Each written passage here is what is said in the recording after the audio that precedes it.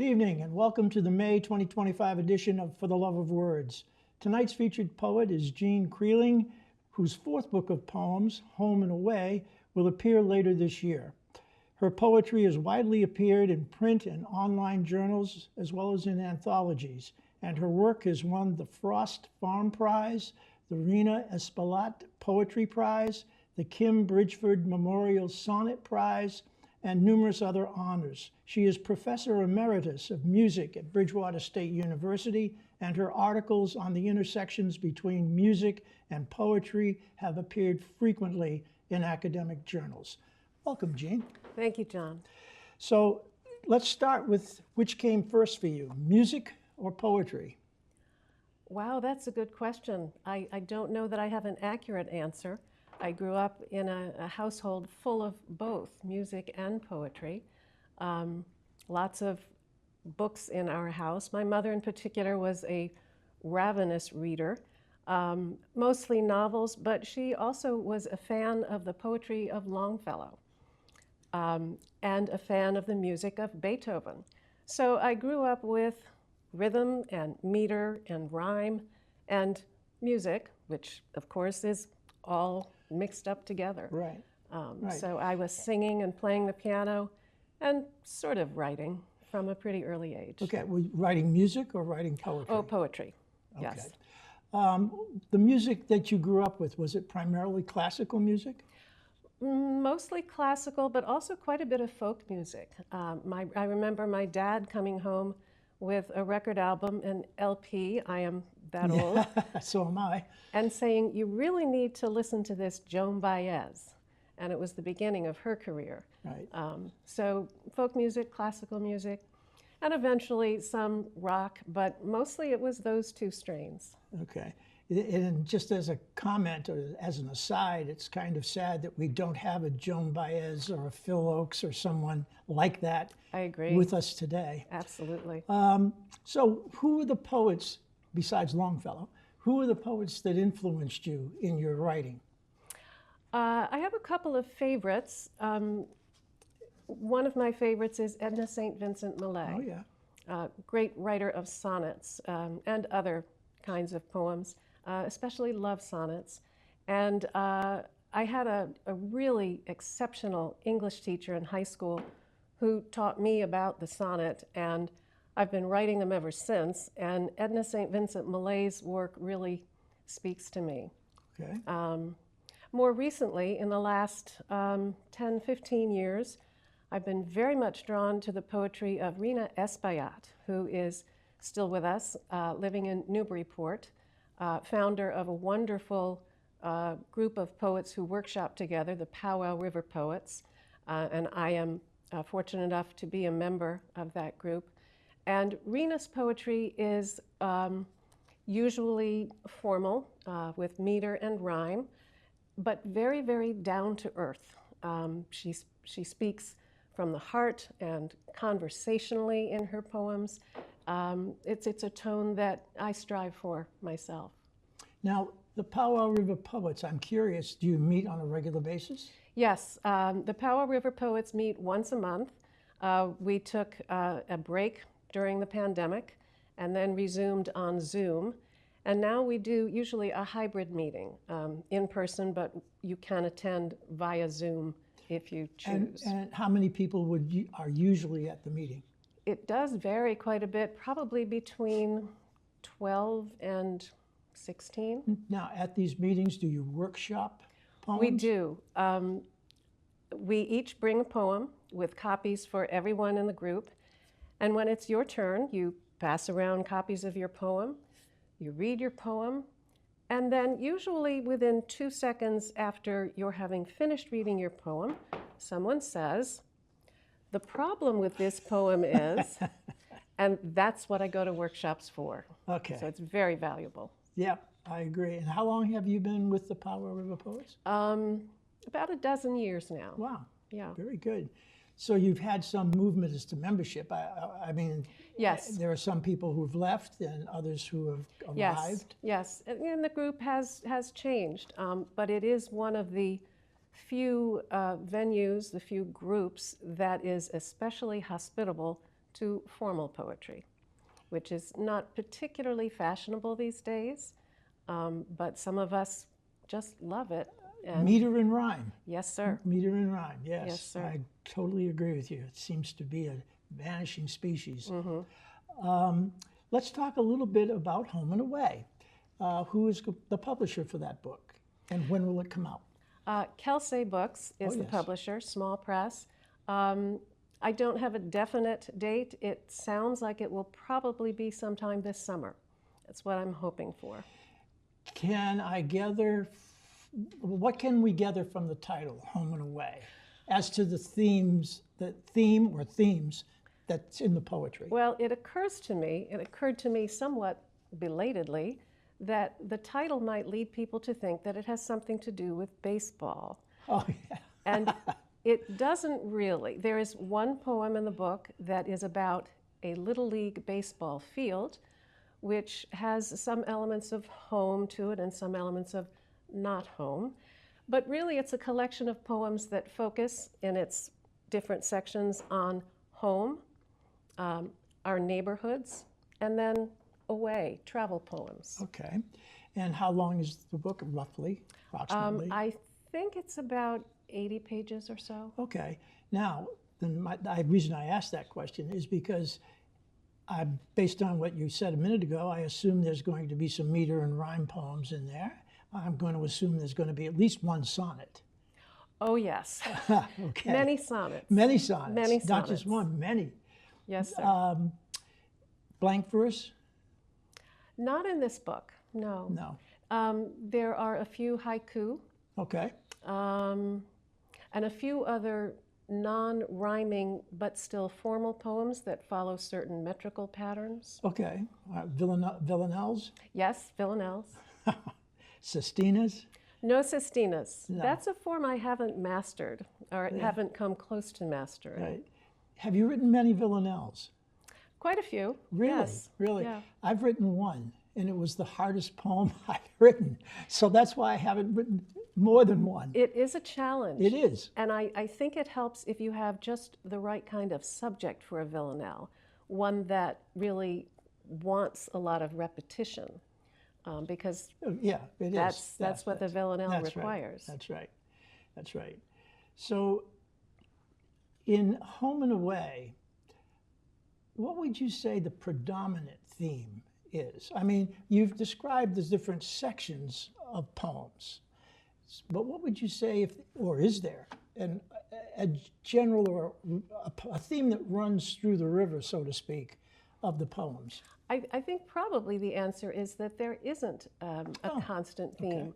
The section called Home looks at home from a lot of different perspectives, including the perspective of someone who's not particularly happy in her home, and someone else who is learning to navigate home as an older person. And it includes a poem about reading in bed, part of home, which is really a long speculation on Hemingway and his wives. Really? So lots of diversity, I think, within each section. Interesting. Are you reading some of your Home and Away poems this evening? Yes, I'm going to read quite a few of those this evening. Great, great. We look forward to hearing. I've had the pleasure of hearing you read your poems at Plymouth Poetry, the Art of Words Thank venue. you. And I think that the audience this evening will be in for a treat to hear your work. You're very Thank you. kind. You're welcome. Thank you very much for coming. You're very welcome. My pleasure. Thank you, John, for inviting me to participate in this program. And thank you to all who tune in to listen. My forthcoming book is called Home and Away, and the first poem offers one man's feelings about his home. It's a sonnet called The Landowner at Middle Age. Just half an acre, maybe less, is all that he can claim to own, but he surveys his grass and trees and hardly can recall the grand imaginings of younger days when half would never do. His wants were vast: the biggest house, the fastest car, the most extreme adventures, taking him well past the breakers and the tree lines. He would boast of living on the edge, without a net. But now he contemplates his house and yard, maintained and paid for with decades of sweat, and finds the old dreams easy to discard. He'd never have imagined it at 20, but half an acre, maybe less, is plenty. Homes often do come with yards, and this longer poem in rhymed couplets taps one of my childhood memories of our yard. After helping my father rake the leaves. First, I took a running leap, and then, half buried in the heap that we'd raked up, I lingered, caught in a cocoon of leaves and thought. I still remember how they smelled, those cast-offs autumn winds had felled, both old and fresh, both wild and clean, the sweet decay of summer's green, and how they looked, small flags half furled, hot colors from a chilling world. I breathed more deeply for a few enchanted seconds. More leaves flew as Dad watched, leaning on his rake. He must have known what seasons take. Leaves bright as fire broadcast their dark reminder. Beauty was a spark that couldn't last.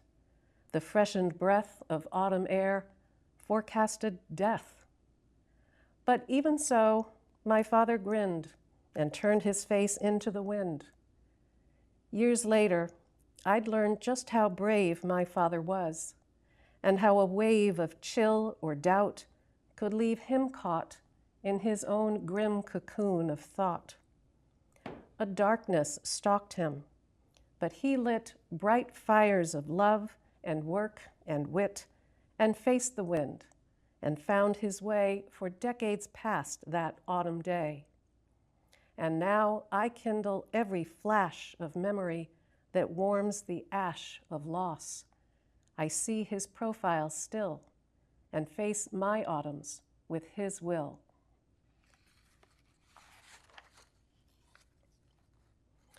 For many of us, our neighborhoods are extensions of our homes, and so there's a section in Home and Away that considers our surroundings, including local businesses and their employees.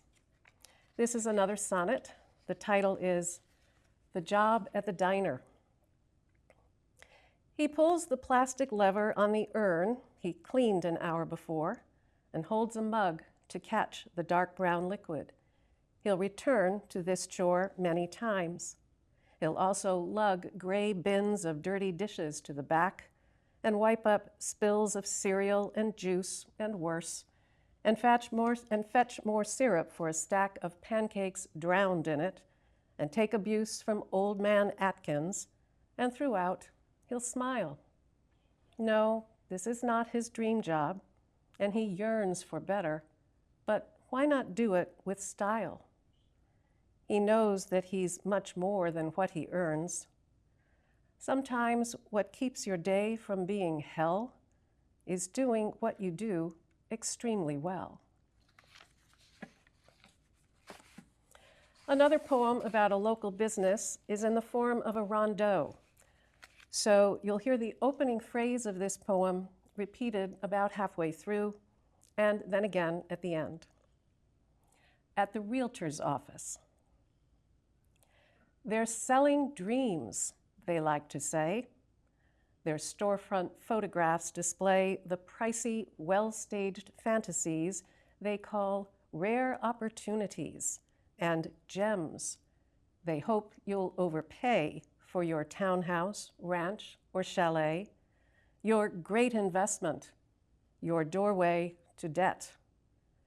You're lured in by degrees. They're selling dreams of closet space, kitchens, gourmet, and pride. Why shouldn't wants outweigh misgivings and realities? The realtors ply their expertise, and you're an easy mark to sway. They're selling dreams.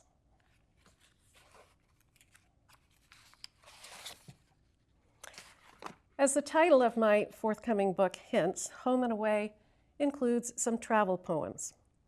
Here's one inspired by my trip to the Grand Canyon a couple of years ago. This poem has an epigraph from Wikipedia that explains the facts behind the poem's observations. Quote, "Nearly 2 billion years of Earth's geological history have been exposed as the Colorado River and its tributaries cut their channels through layer after layer of rock." Close quote. The poem is called Grand Canyon Time. The face of Earth shows here deep furrows cut in inexplicable geometry by water, wind, and time. Chasms abut the mile-high mesas layered garishly in signs of age. Each hour of light repaints the rocky canvas.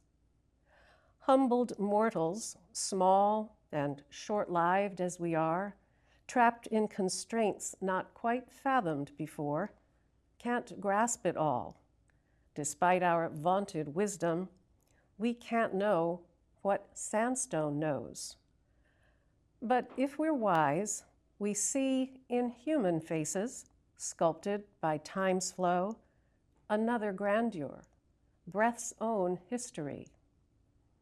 Composed of rock or flesh, each face betrays time's price, recouped in an admirer's gaze.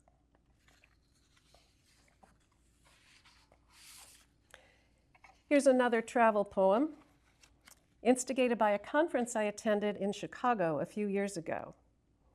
I had never been to Chicago before, so I did a bunch of the usual tourist things, but my walks along Lake Michigan are what has stuck with me the most.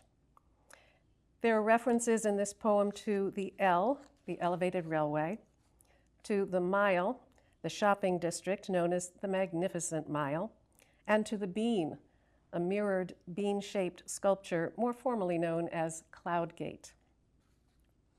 A walk in Chicago. The wind had teeth. I felt its bite draw tears.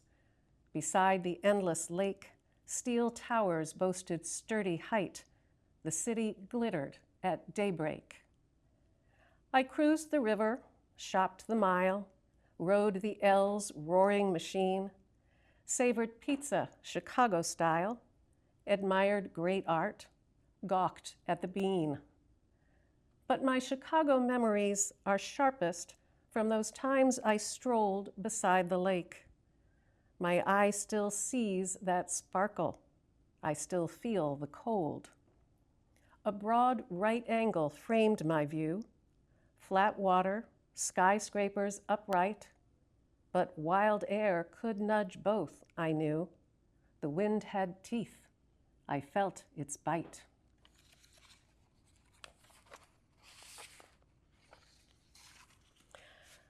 I'm going to read a few very new poems, starting with another travel poem.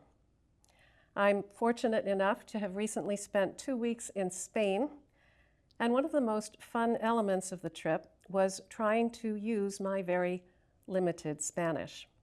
The Spanish people, cab drivers, waiters, and others, very kindly and patiently helped me practice. This poem is a villanelle, so you'll hear the first and third lines repeated several times in whole or in part. It's called The Joy of Spanish. Rolled R's and tildes make it sound exotic, the music of a landscape far away. To speak it is to summon the erotic. Its open vowels welcome you, hypnotic for ear and tongue, and you will learn to say the rolled R's smoothly, so they sound exotic. Your goal of fluency may be quixotic, but with some practice, you too can convey the luscious resonance of the erotic. The rules of other languages, chaotic, complex, can hinder charming repartee, but Spanish grammar lets you sound exotic in not much time. In fact, you'll sound rhapsodic quite soon, an expert at verbal foreplay, a master of the audible erotic. The Spanish language, liltingly melodic and ripely rhythmic, sings a sweet ole. Rolled R's and tildes make it sound exotic. You too can suavely summon the erotic.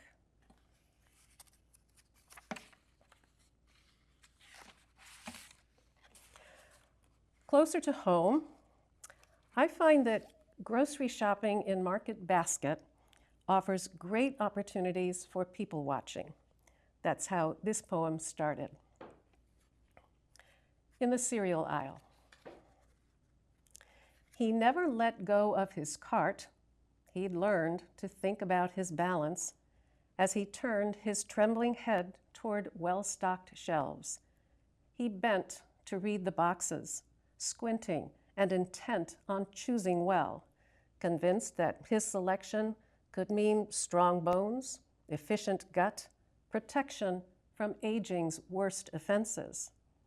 Or at least that's how I understood his stance, his creased and bushy brow, his unfazed concentration as others scurried past. His dedication to this task meant that I, behind him, paused as well and thought about what might have caused his left shoe to have worn down at the heel, a chronic limp, and I began to feel protective toward this man whose pants were baggy, his cardigan threadbare, his white hair shaggy. And as he studied low-fat shredded wheat, granola, maybe drawn to something sweet, the oatmeal with more beta-carotene, and Special K, the one marked high protein, he maintained an unhurried dignity. And so I waited, not impatiently, but with a vague affection for this man I'd never know. As I too turned to scan the rows of cereals, I kept one eye on him. He chose the oatmeal, with a sigh that seemed to unclench his entire frame, relieved that he'd achieved one crucial aim, made one good choice, or else his sigh revealed a weariness to which he would not yield. If I were lucky, I would be that old someday. My shoes would need to be resoled, and I'd be strong enough to shop here too. Today, I probably don't have a clue about this man or what his sighing meant. He slowly shuffled off, still slightly bent.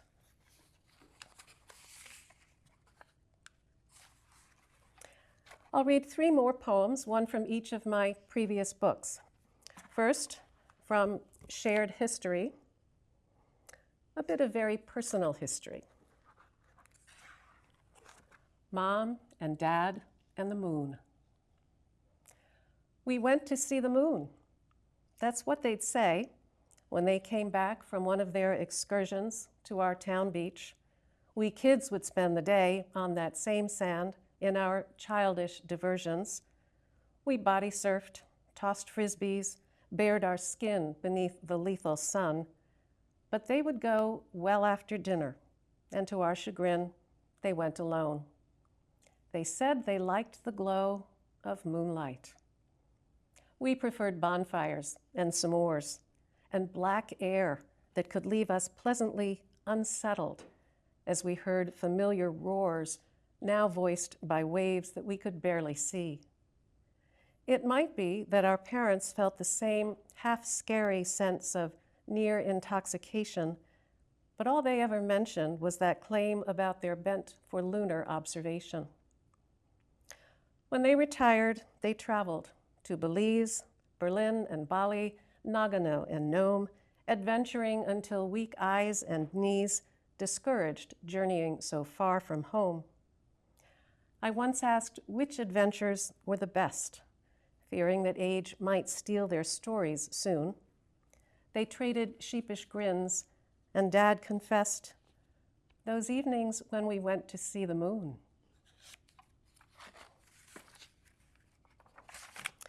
From my book, The Truth in Dissonance, a few words about a character from popular music who doesn't get a lot of attention. If you're familiar with the Beatles' Eleanor Rigby, then you've at least heard of Father Mackenzie. This is for him. The title, Rondeau for Father Mackenzie. Mackenzie frowns. The light is bad. He probably should just be glad that this decrepit rectory is wired for electricity, but darning socks will drive him mad.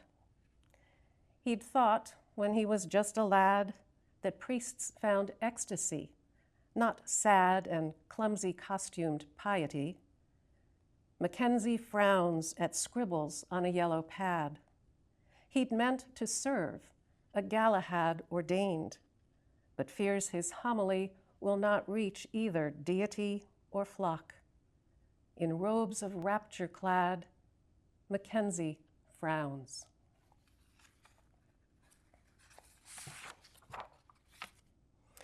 And finally, from Arts and Letters and Love, a collection inspired entirely by paintings, music, and books, a poem addressing another musical subject. This was inspired by a performance of the Liebeslieder Walzer, or Love Song Waltzes, for choir and two pianists by Johannes Brahms. Much of the poem relies on the fact that a waltz is always in triple time. You can always count a steady 1, 2, 3 as you listen or dance. This is a sonnet called At a Performance of Brahms's Liebeslieder Waltzes. The whole world counts to 3. The singers, hoping that love resounds in every exhalation. The agile-fingered pianists, gamely coping with 4-hand tangles mimicking flirtation.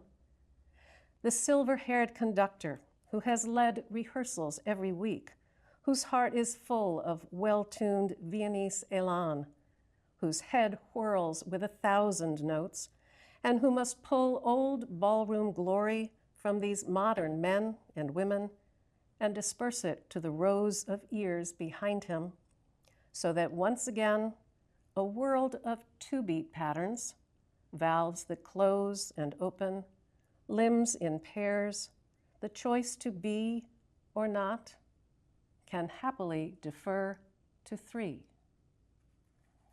Thank you for listening. Welcome to For the Love of Words. I'm Priscilla Almquist Olsen, your host, and today I have indeed a great pleasure to welcome David Jackson to the show.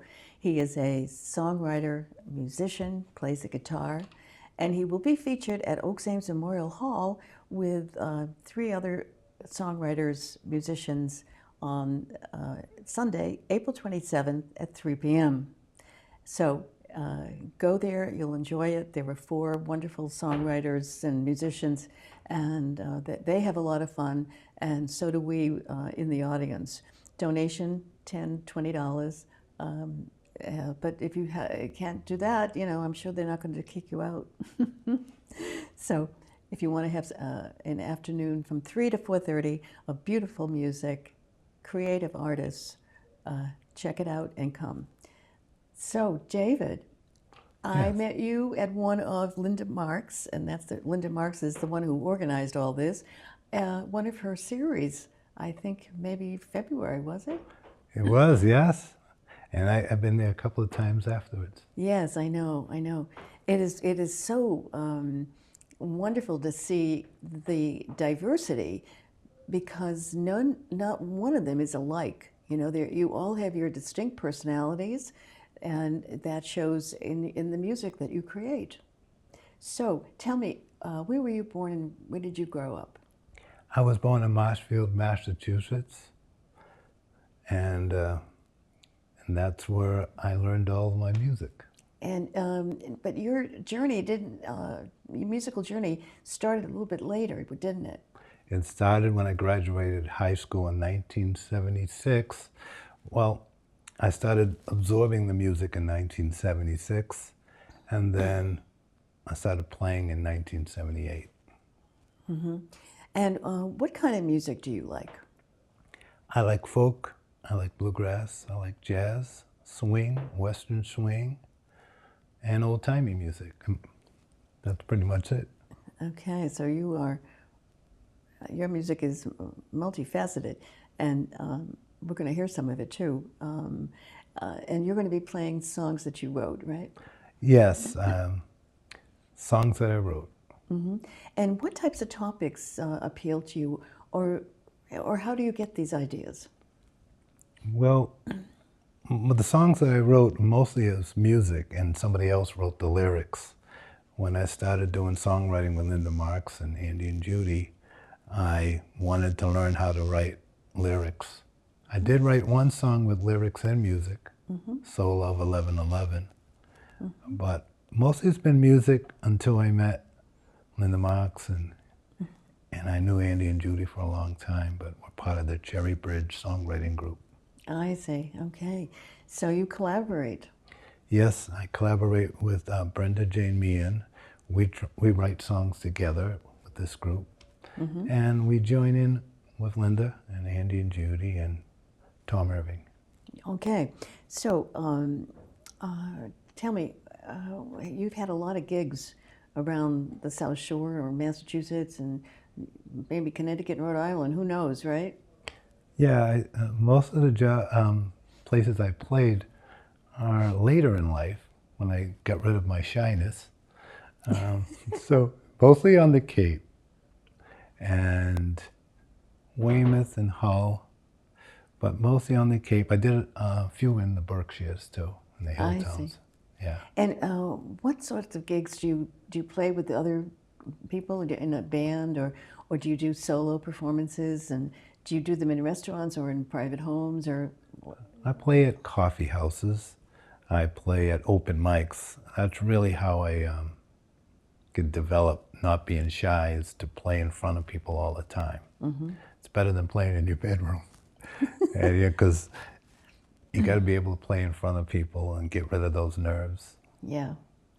Well, you don't seem shy to me. Well, You've outgrown it. I started out as an impersonator, so that helped me to do the music because I can pretend I'm a different character, and that helps. Well, you know, it's interesting, isn't it? Because that's what actors say. You know, they get into the character. It's really not their character, not their personality. No. But that's what acting is about. If they can convince the viewer that they are authentically that person they're supposed to be. Right, right. Yeah. So tell me, have you played with other people? Yes, a lot of time, but not as so much a group. I go to an open mic and you'll be playing and somebody says, "Can I join you?" And we're not officially a group, but it works out that way. Yeah. Have you ever planned, since you meet these people and you offer to, play with them, have you ever, the bunch of you gone and played together as a group? Oh yes, a lot of times the people I've played with, I'm very comfortable saying, "Hey, you want to sit in?" Or they're just sitting. They know they don't need me to ask them. And that's it. But Brenda Jane Meehan playing the flute. We play together more than I play by myself. And I back up a couple of people on the songs that they know that I've learned for them. Yeah. And what is the most difficult or challenging part of creating the music that you perform? The most challenging is just trying to, you start it off, you might have a good beginning, but how do I end this song? How is the middle going to be, or the interlude? You know, starting it is pretty easy. I like to sit by a pond and probably narrate musically what I'm seeing. So I got a pond, or in my mind, I could just look at a picture and say, what would be the soundtrack of that picture? And that's how I got music for a couple of my songs. I see. Have you ever tried to create a soundtrack for a movie.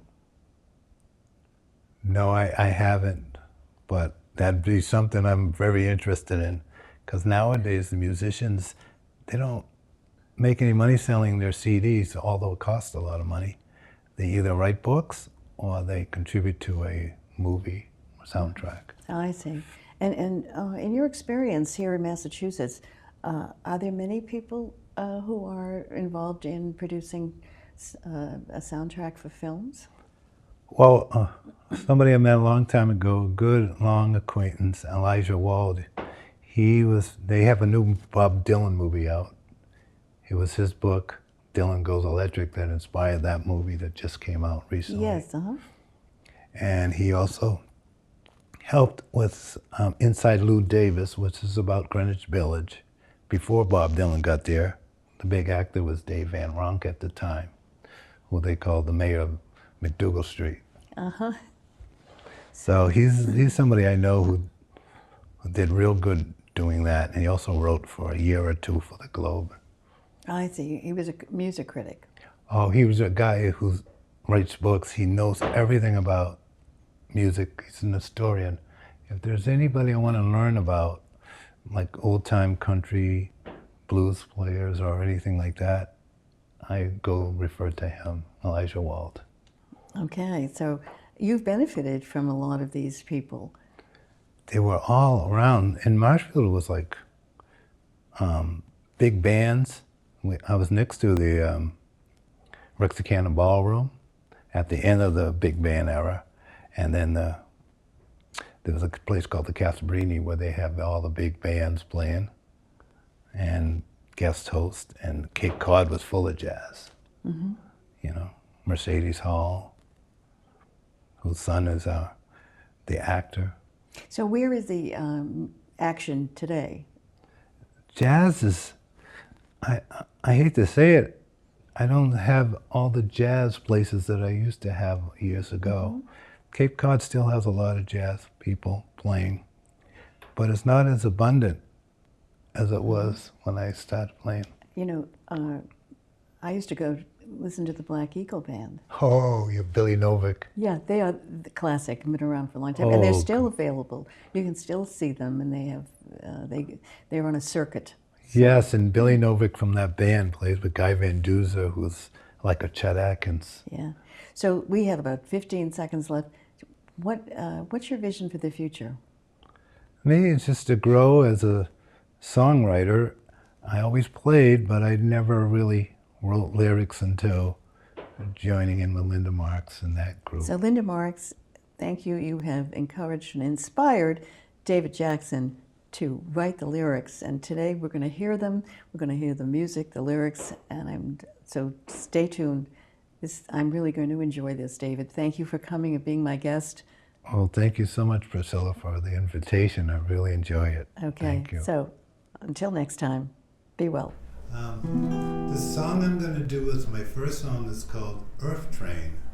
And the lyrics was written by my friend Michelle Mason, and the music was written by yours truly.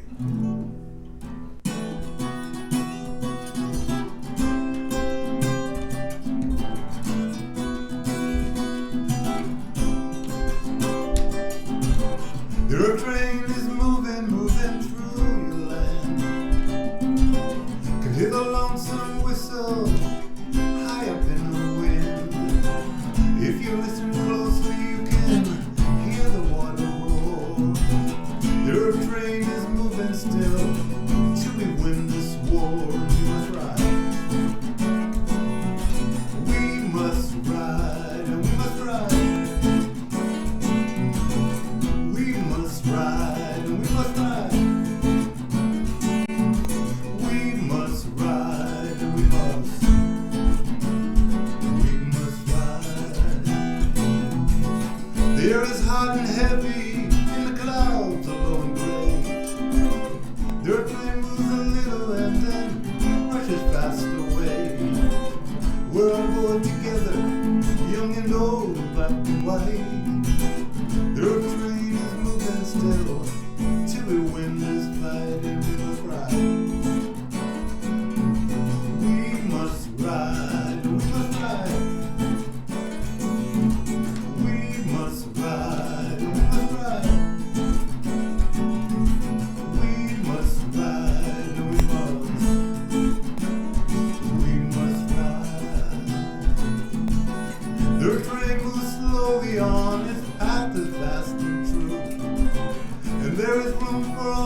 us, for you and you and you. No ticket for the ride, just love for nature and mankind. To the issues facing us, in openness not blind, and we must ride. We must ride, we must ride. We must ride, we must ride. We must ride, we must ride. There is hot and heavy, and the clouds are looking gray. Dirt train moves a little and then rushes fast away. We're on board together, young and old, black and white. The train is moving still, to a wind is fighting, we must ride. We must ride, we must ride. We must ride, we must ride. We must ride, we must ride. It's not too late, we must believe in. It is up to us. Don't try to wait for no one. It's too late to take a bus. So get on board and do your part. We need it one and all. Now listen, can you hear it? The hopeful whistle calls, and we must ride. We must ride, we must ride. We must ride, we must ride. We must ride, we must ride. We must ride, we must ride. All aboard.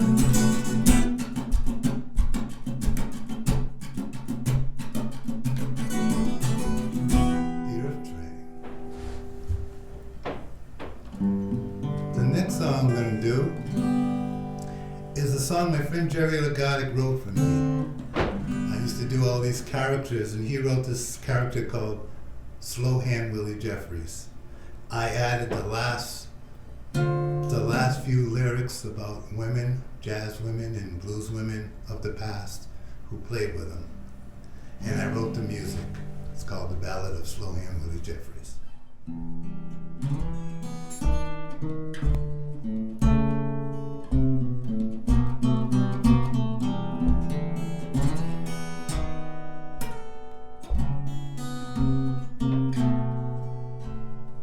I was born down south in Georgia in a one-room tar paper shack. Daddy picked the devil's cotton, broke his spirit and his back.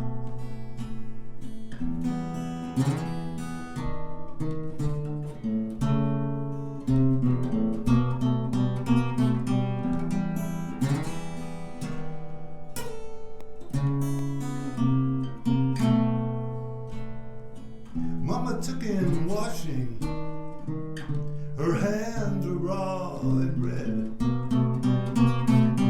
Some things can't be forgotten, some things you don't forget.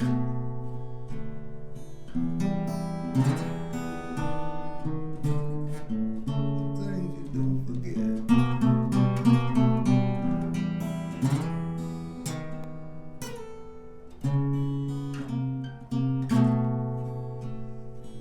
I bought a silver tone guitar. I must have shined 10,000 shoes. Then Harlan, Whoop, and BB taught me just how to play the blues. I played all day to the night, till my fingers bled. 'Cause those the dues you gotta pay. You gotta give before you get.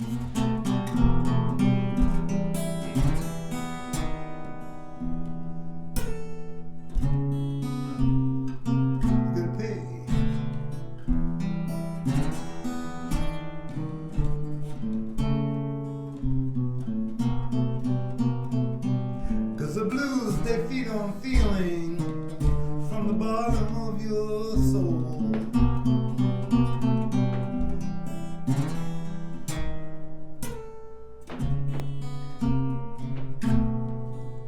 The blues, they feed your feelings from the bottom of your soul. 'Cause those are dues you gotta pay. You gotta give before you get.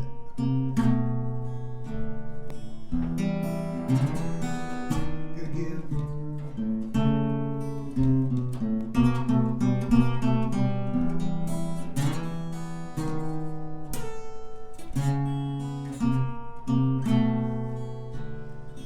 I played every country juke joint. I fancy ladies dug my style. From Memphis to New Orleans, old slow hand made me smile.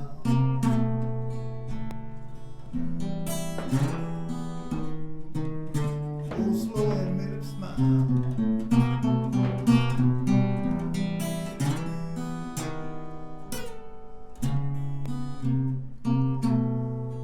So sing out all your heartache. That's what you gotta do. Don't you worry about the heartbreak if you wanna play the blues. I wanna play the blues.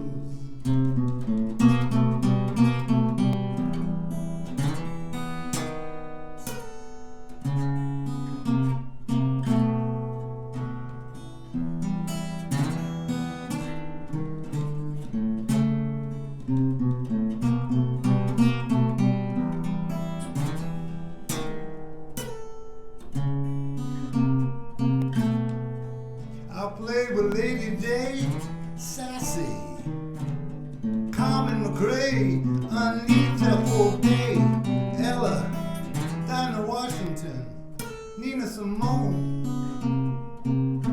Oh, I play the blues. I'll play the blues, yeah. I'll play the blues. Old slow hand Willie Debbie. Play the blues.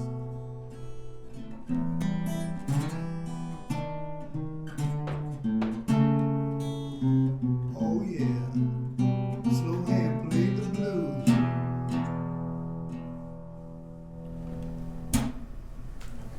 And that was the ballad of Slow Hand Willie Jeffries. The next song is also another Earth song. And Jennifer Matthews, I asked her to write some lyrics, some earthy lyrics to my music that I wrote. And it's called Dear Mother Gaia.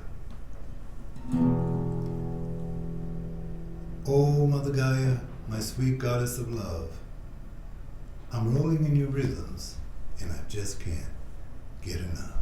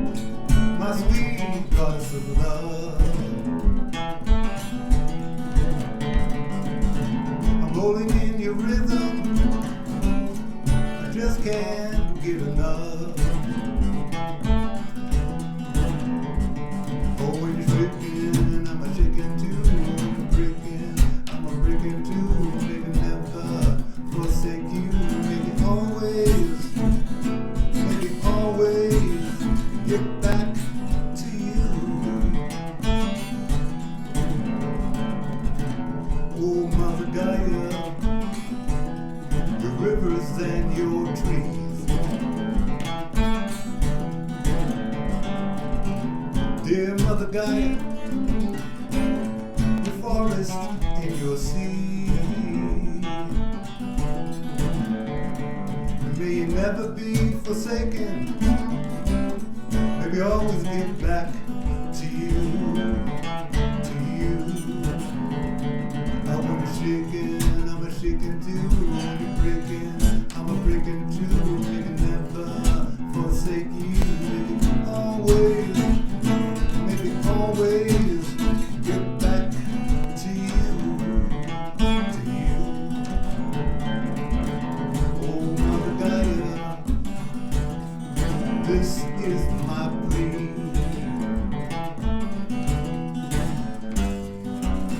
Dear Mother Gaia, this is my plea.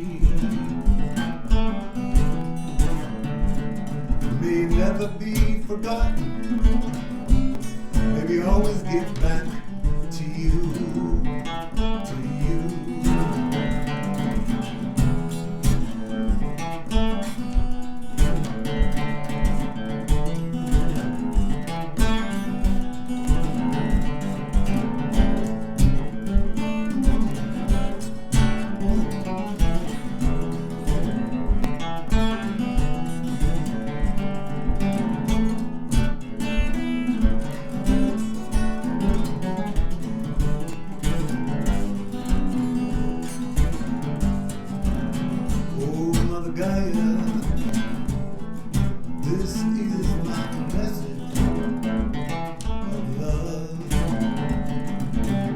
Oh, Mother Gaia,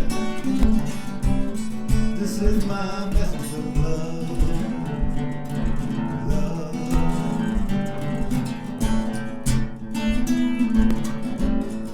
Never get back.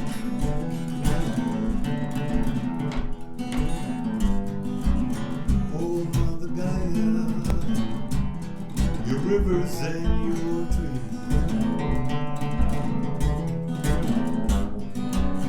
dear Mother Gaia, your rivers and your trees, maybe never be forgotten, maybe always get back to you, to you, to you,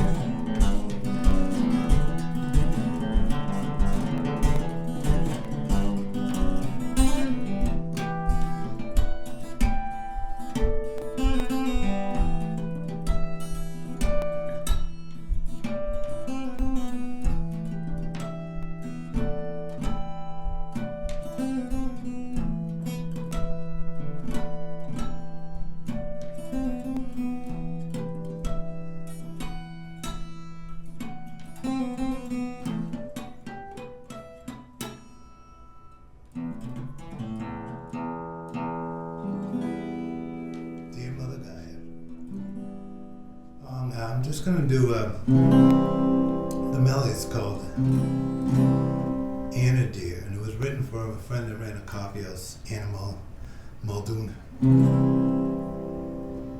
And she wrote this coffee house, and I wanted it to be a melody that says that she opened the door for so many people, whether no matter what their level of proficiency was on their instruments. So, it does have words, but I'm just going to do a little snippet of melody.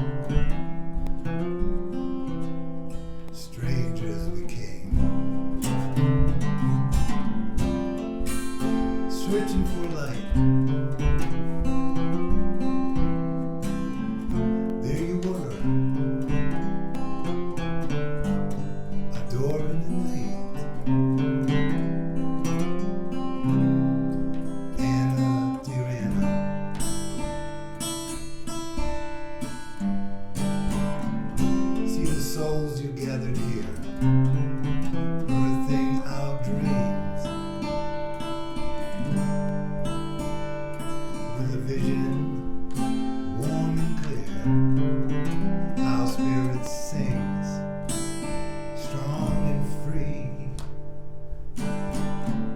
for all the world to hear. We're all your children now, and look, dear, although we've gone on journeys near and far,